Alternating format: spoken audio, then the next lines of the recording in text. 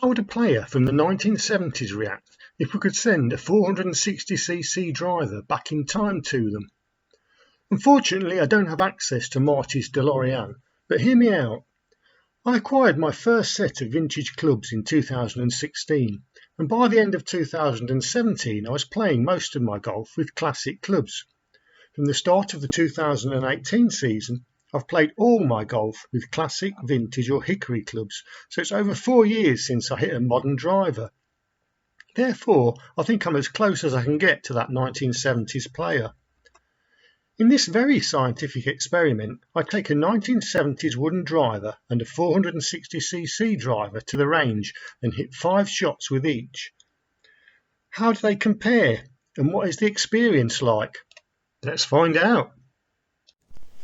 Before we go to the range, let's do a quick comparison of the two clubs that I'm going to be hitting. First up is one that I've used quite often in the past. It's a laminated maple head. You can see the laminated lines there. I thought about using persimmon, but here in the UK, laminated maple was by far the commonest material you were likely to find in UK made clubs. It's a Uniroyal Arnold Palmer, made in Scotland, black paint finish, red insert. The shaft on it is a True Temper Dynalite regular flex, and the club length was 43.5 inches, fairly typical for that time.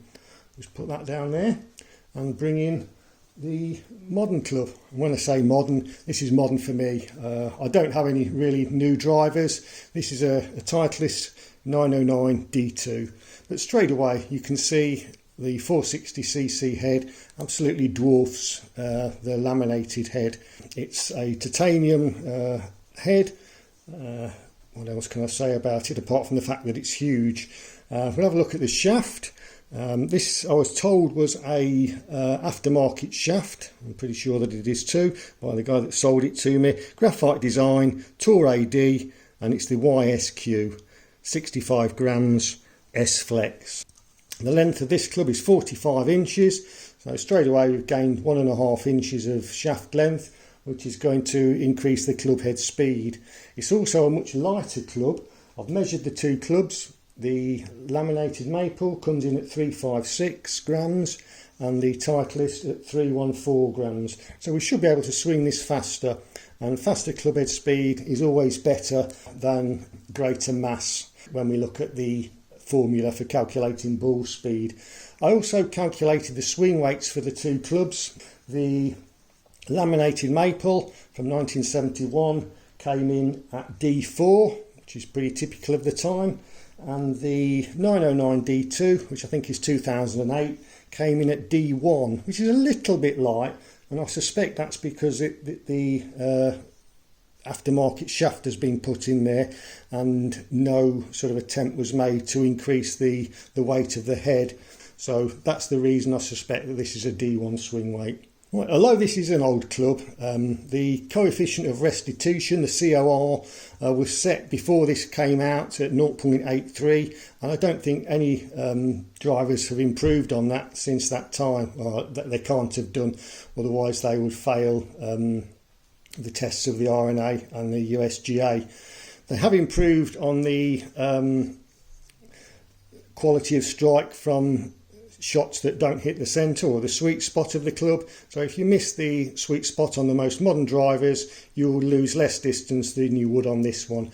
But that's something to bear in mind when we look at the figures, because you can bet as much as you like that I won't be hitting this out of the sweet spot every time with my ability level. Right, that's the clubs covered. Let's go and hit them on the range. This is my first time using Trackman, so I'm not sure that I've done everything correctly with regards to setting it up. I've had a few shots as a warm-up with some irons and a couple with the driver, so ready to go. This is the sort of driver I'm used to, so I should be hitting these fairly consistently. I'll take a quick shot of the data after each drive and also present this at the end for each driver, and then in a comparison of the two drivers at the very end. I've speeded up parts of the recording just to try and relieve the monotony of me teeing the ball up, etc. That's drive number 2 with the 1970s wood. Let's see what yardages we got with that one. 195 carry, 224 total. Pretty much what I'd expect.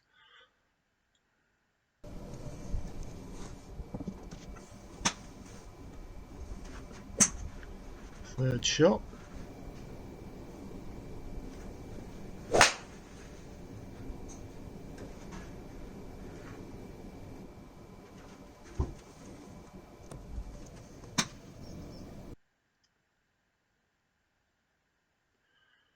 And for the last two, with this club and also with the 460cc, I'm using Shot Tracer just to see how that compares with what the Trackman is showing. You can see there's a big hook on that one, not the best shot.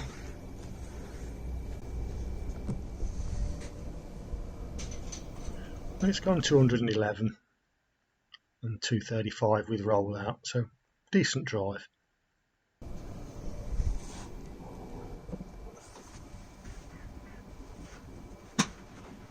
Last one with a 1970s wood, and it's a bit of a tug on that one, pulled to the left.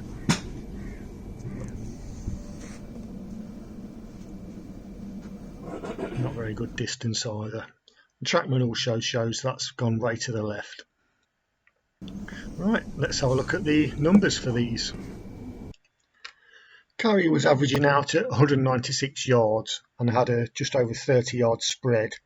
Total yardage 220, so it was calculating 24 yards of rollout and ball speed averaging 128. I'll do a full comparison of the other figures at the end of the video when I've got both sets of data. On to the 460cc then. Again, I've had a couple of swings, couple of hits with this. Here we go. The first thing that struck me was the sheer size of the thing, as I've already mentioned.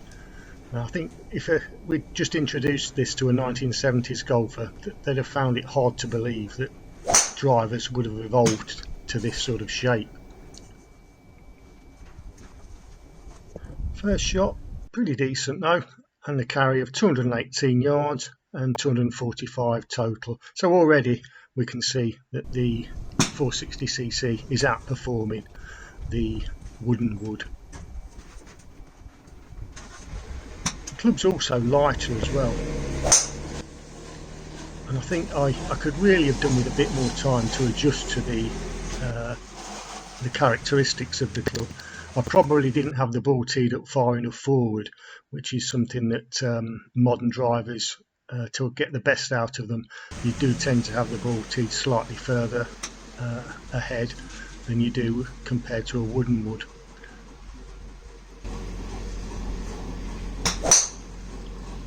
I'm also not really going after it, I'm just doing my normal swing, which is what I did with the wooden wood as well. That one wasn't as good a shot as some of the others. 204 carry, 228 total.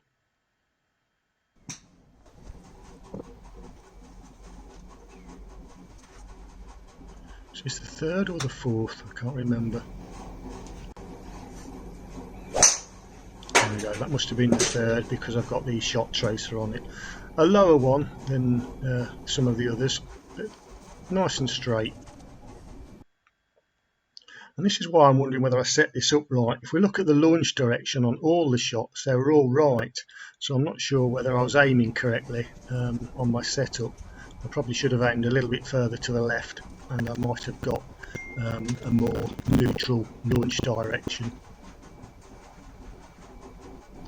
Last one then. And that was a bit of a lean back slice shot. Gone way to the right, so again not the best, but 5 out of 5. And there's the figures for that one. Reasonable carry, good distance. Oh, let's have a look at the stats for the 460cc.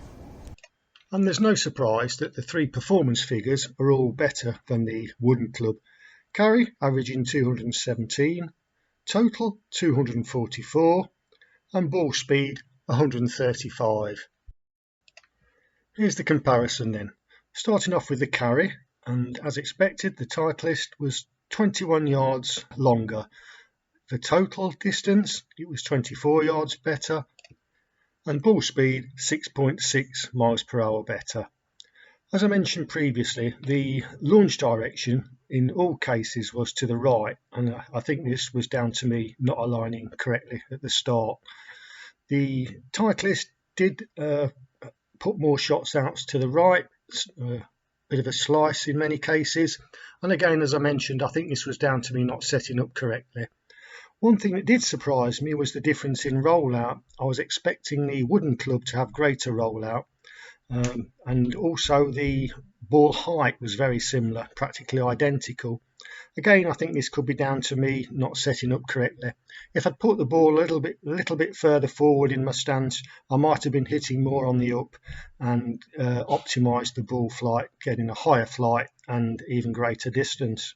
So I think we can safely say that sending this club back to the 1970s would definitely have shocked golfers by its appearance.